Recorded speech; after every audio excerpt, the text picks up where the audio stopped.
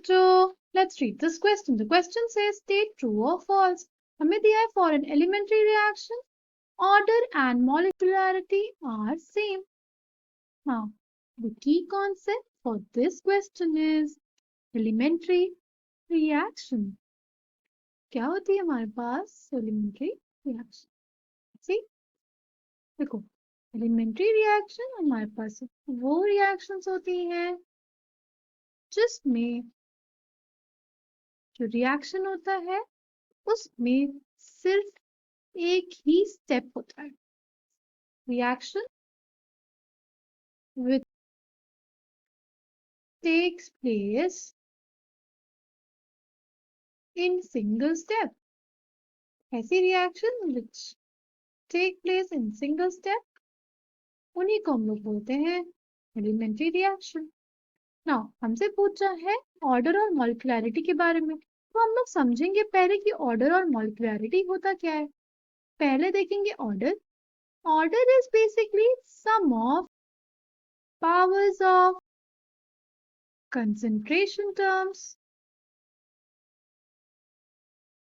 in rate law expression. Rate law expression में जो concentration terms होती है उनकी जो पावर होती है उसके सम को हम लोग बोलते हैं ऑर्डर. सपोज हमारे पास ये रिएक्शन है a प्लस बी से हमारे पास बन रहा है p.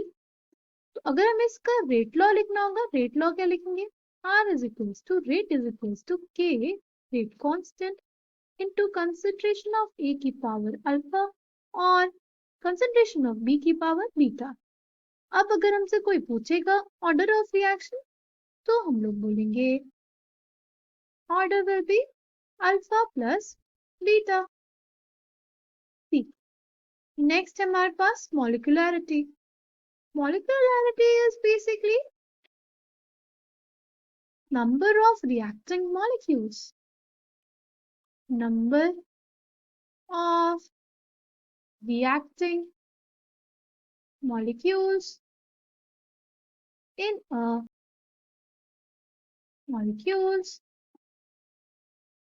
a step. ठीक, अगर जो हमने रिएक्शन ली तो देख a प्लस बी से हमारे पास p बन रहा है, तो कितने मॉलिक्यूल्स यहाँ पे रिएक्ट कर रहे हैं? यहाँ पे एक मॉलिक्यूल और तो b है वो भी एक मॉलिक्यूल है, तो कितने मॉलिक्यूल्स हो गए यहाँ पे? दो. तो मॉलिक्युलैरिटी क्या हो गई? मॉलिक्युलैरिटी हो गई 2. अब अगर हमें ये बोल दिया जाए कि जो रेट लॉ एक्सप्रेशन है for this reaction is k into concentration of a की power 1 and concentration of b की पावर 1, तो इस रिएक्शन का ऑर्डर क्या हो जाएगा? ऑर्डर हमारा 2 हो जाएगा. 1 प्लस 1 2. तो हमारी मॉलिक्युलैरिटी भी 2 है क्योंकि दो मॉलिक्यूल्स एक दूसरे से रिएक्ट करेंगे एक पर्टिकुलर सिंगल स्टेप में.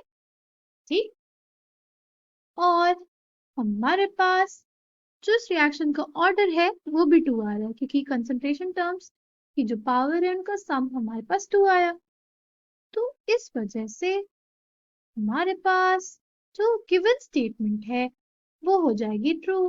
The final answer for this question is true. ठीक है, I hope you understood it well. Thank you and all the best.